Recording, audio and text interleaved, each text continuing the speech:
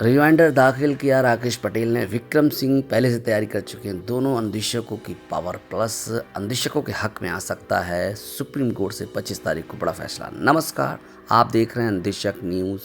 मैं हूं आपके साथ आपका दोस्त टीके देव। 25 मार्च 2025 अंदेशकों के इतिहास में एक महत्वपूर्ण तारीख बन सकती है। यहाँ बताना चाहेंगे राकेश पटेल के वकील साहब ने पिछले हफ्ते लगी तारीख में रिजॉइंडर दाखिल करने के लिए समय मांगा था, जिसके लिए माननीय कोर्ट ने तुरंत उन्हें समय दे दिया 1 हफ्ते का। अब 1 हफ्ते बाद राकेश पटेल जी ने रिजॉइंडर दाखिल कर दिया है वीडियो के द्वारा। राकेश पटेल ने अपने अंदेशक साथियों को वीडियो के माध्यम से अवगत कराया है। दिखाएंगे पूरा वीडियो, क्या कुछ कहा है राकेश पटेल ने। साथ ही विक्रम सिंह की क्या कुछ तैयारी है माननीय सुप्रीम कोर्ट को लेकर। उन्होंने एक पोस्ट के माध्यम से अंदेशक साथियों का हौसला अफजाई करते हुए अपनी तैयारी को पूर्ण करते हुए मुकम्मल तरीके से, मजबूत तरीके से पोस्ट की है। आइए साथियों, सबसे पहले देखते हैं विक्रम सिंह की वो क्रांतिकारी पोस्ट। आप देख सकते हैं अपनी स्क्रीन पर, matter as to be listed on listening date 25/3/2025, case number SLPC number 94/59/2023 M/RM number है 35। Honourable court, honourable mister justice Pankaj Mittal, honourable mister justice SVN Bhatia, petitioner oblique respondent, UP junior high school council instructor welfare association, जो कि विक्रम सिंह की versus the state of Uttar Pradesh and others, code number 15। इसी के साथ post में लिखते हैं, क्रांतिकारी तबीयत के नौजवान साथियों, सुप्रीम कोर्ट न्यायिक संघर्ष के समान अनुक्रम में हम अंदेशकों का मामला सुनवाई के लिए कोर्ट में नंबर 15 आइटम नंबर सूचीबद्ध हो चुका है। मामले में निर्णायक सुनवाई होनी है। हम अंदेशकों की तरफ से भारत देश के सर्विस मैटर के टॉप मोस्ट सीनियर अधिवक्ता श्रीमान परमजीत सिंह PS पटवालिया साहब तर्क प्रस्तुत करेंगे। विक्रम सिंह, अध्यक्ष अंदेशक संघ उत्तर प्रदेश। अब ये केस कहीं जा ही नहीं सकता। अंदेशकों के हक में फैसला हुआ, ऐसा पूर्ण विश्वास हो चुका है, क्योंकि PS पटवालिया साहब इस बार कोर्ट में रहेंगे। विक्रम सिंह ने ये सूचित किया है अंदेशक संघ से। अब आइए देखते हैं विक्रम सिंह के साथ ही राकेश पटेल जी ने क्या कुछ कहा है वीडियो के माध्यम से, आप स्वयं सुनिए। नमस्कार, मैं राकेश पटेल, प्रदेश अध्यक्ष पूर्व माध्यमिक कक्षा समिति उत्तर प्रदेश। साथियों, आज काउंटर और रिजॉइंडर को दाखिल करने की प्रक्रिया आज पूरी हो गई है और कल सीनियर सर के वहाँ जाएगा। रिव्यू होने के बाद AOR मैडम के ID से कल शाम तक या परसों ये दाखिल हो जाएगा काउंटर और रिजॉइंडर। और एक साथियों, एक चीज़ और अवगत कराना था कि मैं देख रहा था कमेंट बॉक्स में या व्हाट्सएप समूहों में ये तमाम तरह की बात आ रही है कि डेट ले लिया गया।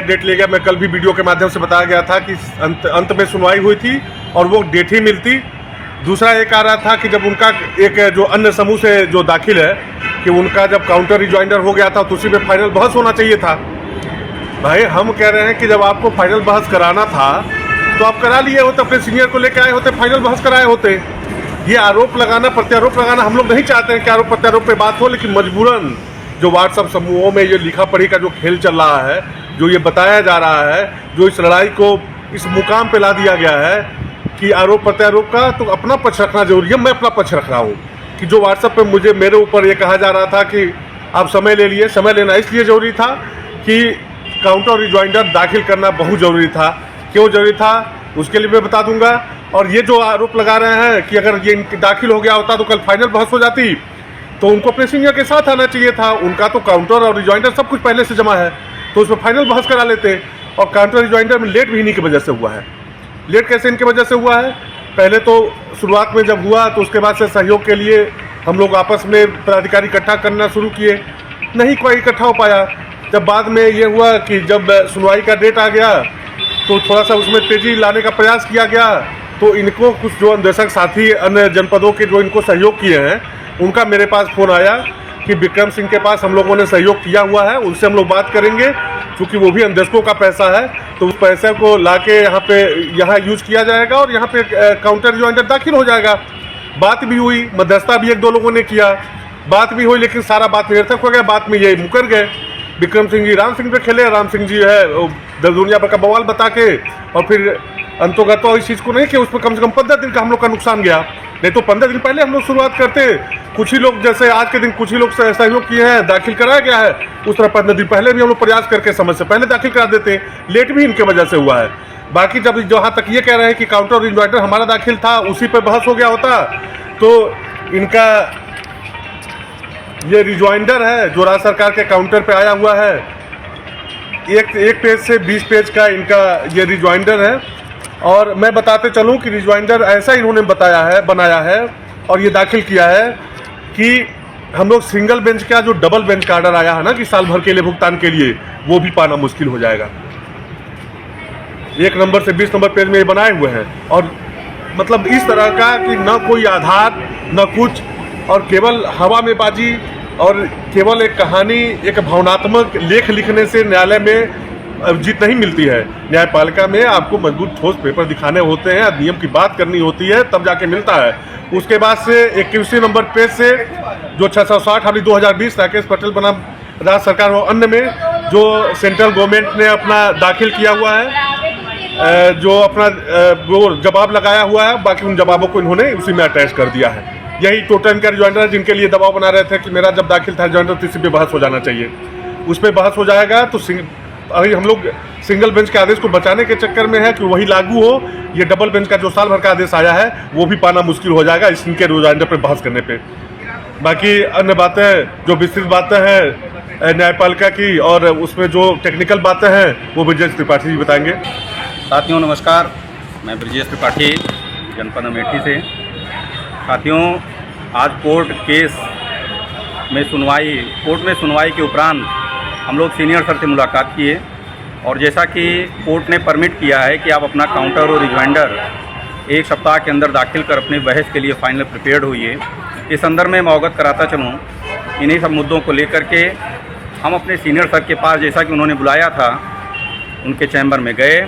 उनके तमाम जूनियर और सीनियर के साथ बैठ करके एक बिंदुवार और पैरा वाइज जो हमने दाखिल किया है याचिका अनुराग एंड अदर्स के नाम से, और राज्य सरकार ने जो state of UP and others में अपील दाखिल किया है, दोनों बिंदुओं पर हम लोगों ने पैरा वाइज बातचीत किया, वकील सर से चर्चाएं भी किया।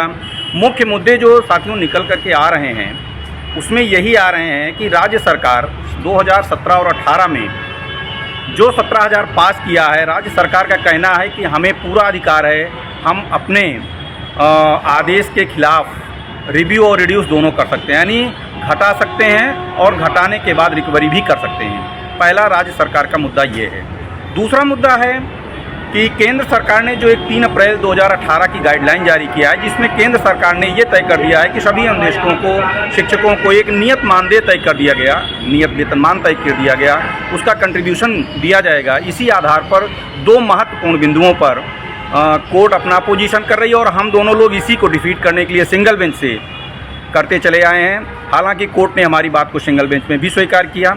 डबल बेंच में आने के बाद में भी कोर्ट ने स्टेटमेंट को बहुत अच्छे से किया, लेकिन चूंकि सुप्रीम कोर्ट में इतना वकीलों का हमारे अन्वेषक तरफ से जो 1-2 लोग घुस गए उसमें, और उन्होंने ऐसा किया जिससे कि कोर्ट कन्विंस नहीं हो पाई, और हमारा कंटिन्यू का मामला जो है वो प्रॉपर नहीं हो पाया, जिसकी वजह से हम लोग सिर्फ 1 साल का ही हो गया, जिसके आधार पर सुप्रीम कोर्ट में दोनों तरफ से, सरकार की तरफ से और भी स्टेट की तरफ से भी और हम लोग की तरफ से भी अपीलें आई। इन दोनों को मिला करके रिजॉइंडर की तैयारी हम लोग करने प्रारंभ किया, और इस नतीजे पर हम लोग पहुँचे कि हम स्टेट गवर्नमेंट को ऑन रिकॉर्ड सेंट्रल गवर्नमेंट के काउंटर के आधार पर इसको हम डॉक्यूमेंट के थ्रू काट करेंगे, और निश्चित तौर पर सिंगल बेंच में जैसे हमने अच्छे तरीके से ब्रीफ किया, कोर्ट मेंटेन हुई, उसी तरीके से सुप्रीम कोर्ट में भी आएगा। साथियों, एक दुर्भाग्यपूर्ण बात है, एक एसोसिएशन की अपील जो आई है और जो लीडिंग पिटीशन बनी हुई है हमारी सुप्रीम कोर्ट में, व्हाट्सएप ग्रुपों पे ये बताया जा रहा है कि उसमें काउंटर दाखिल हुआ है।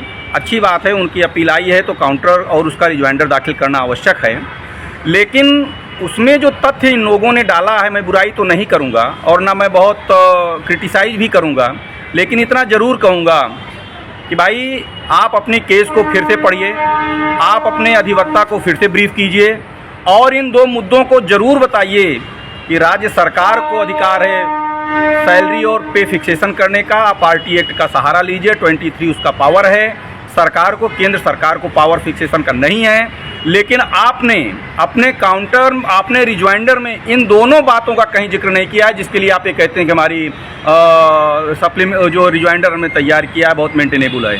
बड़ा हास्यास्पद विषय है कि शायद आपने जो चीज़ बताया उस चीज़ को उन्होंने, सर ने मेंशन कर दिया, वकील साहब ने, लेकिन कम से कम आपका ये रिस्पॉन्सिबिलिटी बनती थी कि आप उसको पढ़ते और आप उसको मेन फोकस करते कि सर गाइडलाइन जो है वो इस सेंट्रल गवर्नमेंट का है और सेंट्रल गवर्नमेंट से हमारी सैलरी का कोई रिलेशन नहीं है।